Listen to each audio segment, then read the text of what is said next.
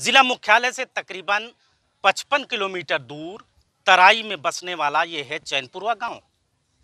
कुछ दिनों पहले तक इस गांव में अवैध शराब बनाकर लोग अपनी रोजी रोटी चलाते थे।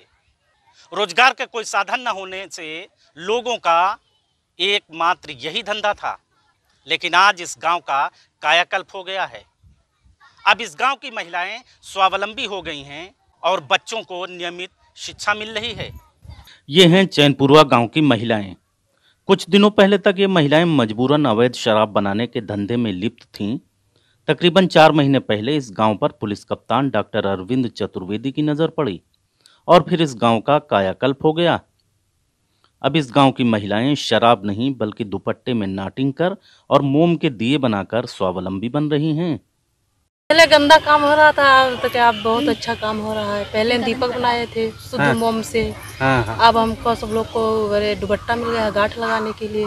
बहुत अरे दारू बनाते थे हम सब लोग। उसमें बहुत गंदा काम रहा। बहुत जगह जगह के सब लोग आते थे, पीते थे, गलत भी बोलते थे। हमको तो अच्छा नहीं लगता था वो काम।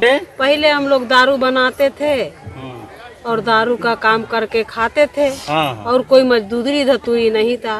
अभी बहुत अच्छा लग रहा है। बिल्कुल बदल गया है। हाँ अभी बदल गया। हम लोग अब खुशी मना रहे हैं कि अभी हम लोग का ऐसे ही चले सर जी। रामनगर तहसील के तराई में बसने वाले इस गांव में लगभग 80 घर हैं। खेतीबाड़ी और कोई काम धंधा न होने के साथ साथ शिक्षा का स्तर भी कम था। लिहाजा यहाँ के लोग अवैध देशी शराब बनाने के धंधे में लग गए।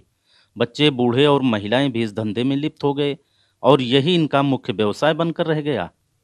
जब भी कभी आबकारी टीम या पुलिस की दबिश होती थी, इन पर कार्रवाई होती थी, लेकिन थोड़े दिन बाद ये फिर अपने धंधे में लग जाते।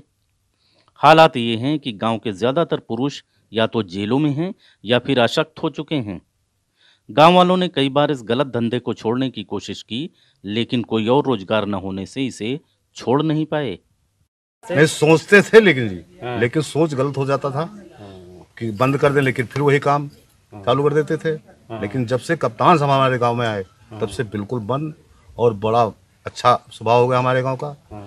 तो सौभाग्य है कि हमारे गांव की भविष्य ऐसे ही बढ़ती है। घर के पुरुषों और महिलाओं को काम करते देख बच्चे भी इस धंधे में लग गए। स्कूल गांव से दूर है, लिहाजा बच्चों की पढ़ाई भी प्रभावित हुई। अब एक बार फिर से इन बच्चों को मुख्यधारा में लाने की पहल की गई है। कप्तान सर ने सपोर्ट किया कि इन बच्चों का फ्यूचर अगर बेहतर बनाना है तो इनको गांव में ही शुरुआत करवानी पड़ेगी। अब एक नई शुरुआत मिली, इनको उम्मीद मिली है कि हाँ ये कुछ बनेंगे आगे पढ़ लिख कर। शुरुआत न होती तब क्या होता? तब जैसे कि आगे जैसे कि पीढ़ियां चली आ रही थी, जिस दलदल में थी उन्हीं में इनका फ्यूचर भी दलदल में उसी दलदल में जाता था। पहले कोई बीड़ा उठाने वाला नहीं था। अब हम लोगों को ये मिल गया है। अब इनको हम पढ़ाएंगे आगे, लेकिन जहाँ तक पढ़ेंगे इनको पढ़ाएंगे। जो हमारे पास ज्ञान है उनको भी देंगे ज्ञान। गांव में कुछ घर ऐसे भी हैं जो इस गलत धंधे से दूर थे, लेकिन जब भी पुलिस की रेड होती थी इन्हें भी उनका कोपभाजन बनना पड़ता था। यही वजह है कि गांव में हुए बदलाव से इनमें खासा उत्साह है। बहुत परेशानी, हमारे घर कोई मेहमान आ जाता था तभी हमें परेशानी होती थी। कोई दारू वाला के नशेबाजी ना करे, दुआरे गाली न बके लगे, कहे ये भी लोग गंदे हैं। अब तो बहुत शुक्रिया है कप्तान साहब का कि गांव का हमारे बहुत बदलाव हो गई है। गरीबों और बेरोजगारों को मुख्य धारा में लाने की पुलिस कप्तान की ये पहल वाकई काबिल तारीफ है। इससे न केवल लोग स्वावलंबी होंगे बल्कि इससे अपराधों में भी कमी आएगी।